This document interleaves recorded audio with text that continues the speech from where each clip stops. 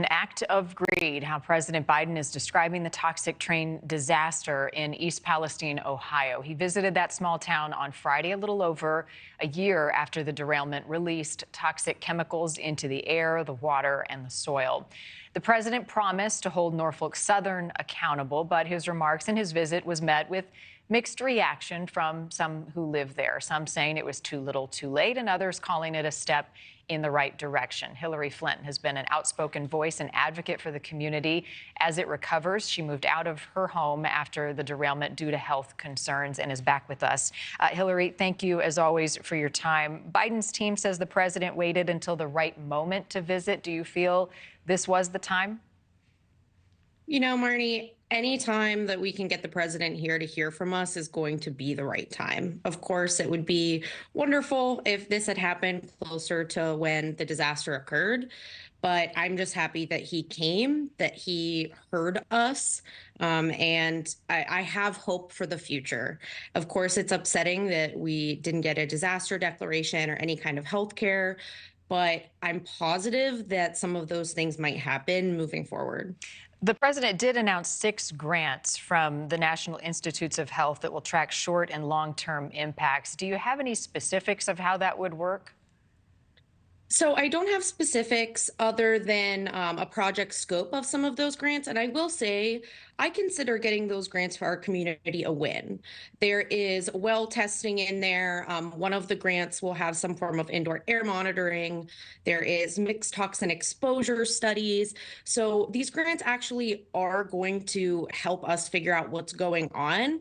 I just, of course, wish they would have come a little bit sooner than this, but they do have pieces in there that are going to be a huge win.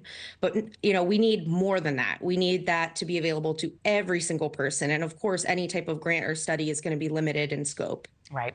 The president also defended his administration's handling of the cleanup. Hilary, have you been satisfied with the federal response to date, and what more would you like to see in this next year? I think that the work isn't done. The things that I want to see are the same things I've been talking about on your show for months now. You know, we need to know what's going on with the creeks. We need extensive testing. We need to know the cleanup plan. And that should have happened a long time ago. It hasn't, but there's still an opportunity. We still need indoor air testing. We still need testing on those who are on private wells. So, you know, the cleanup isn't done. There's still an opportunity here. And I just hope that now that the White House has been here and, you know, seen these things and talked to people, including, you know, residents like myself, I hope that there's change coming. And I think that, you know, moving forward, they have a better understanding of what we're going through. Part of that change is accountability, and the administration vows to hold Norfolk Southern accountable. The president even went so far as saying that the rail company failed. Did he offer any details on what that accountability will look like? And do you place the blame solely on Norfolk Southern?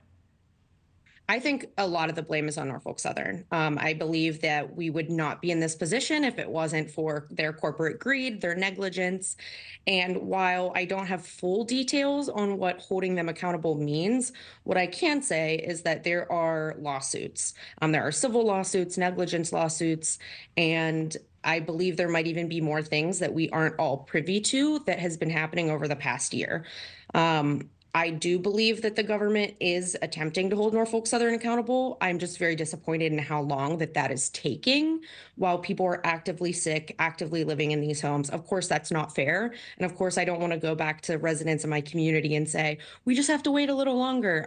That's not fair.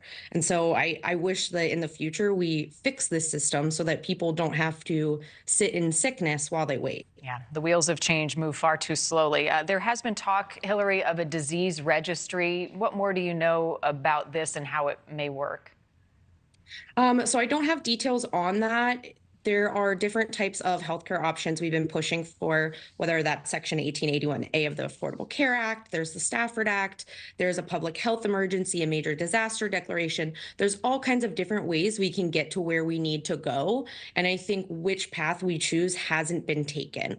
However, what I learned over the past week is that a lot of people within the federal government are supportive of making sure that residents are taken care of, specifically when it comes to healthcare.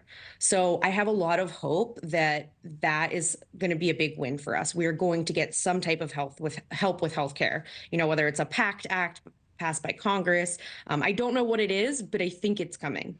Thank you for watching. Go to newsnationnow.com to find NewsNation on your television provider. And don't forget to click the red subscribe button below to get more of NewsNation's fact-driven, unbiased coverage.